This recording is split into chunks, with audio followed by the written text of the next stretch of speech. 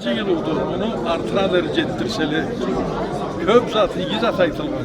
Köp zatını oratıp köp zatını zına salma gerekler dedi. Köp zat. Bu onu toynusunun tüy, ölgenlisin dede etilgen zatlarını, sahibilerini östürgenlisinden, ulu gideceğinisinden, köp zatını türlendirip ortaya salmasam, siyimiz kalıp tüccelisin. Karaçay'da baytırgı yolup kalkan olmuş.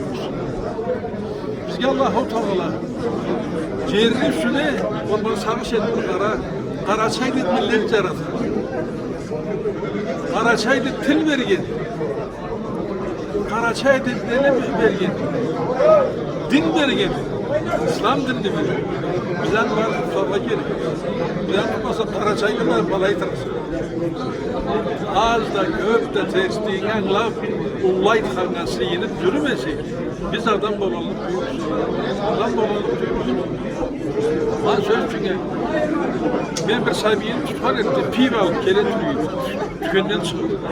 Biz attayım ve piv alıp bizden kireme de tüken çekinek vergen seni bunu. Ne kalmasın? Atayım iyi. Gelçe de yürü alıp karamadı. Ne yiyorsan onu ara kalma tüken. Ya kereklerin belirli. Dıf demel. Dıf da geleme adarım. Sahibiyin kezdiğini ötürdüm. Haram zattan geçtiğini teymezsen, atana hatırlamasan, uluğa hatırlamasan, biz adeti tutalım. Mavlucu yılının bizi sıyırızdı körü. Savulay Karaçay milletimizi sıyladan var. Tutum tamam. Biz ne hatırlama, kesin Karaçaylığa saramazsın. Kol Karaçaylı tüydü. Bizi yılımızda Mavlaydı bunu etkenimiz. Sıyınmadan Karaçaylı tüyüldü. Yoktu. Ara damla saramazda koymuş. Ketsin.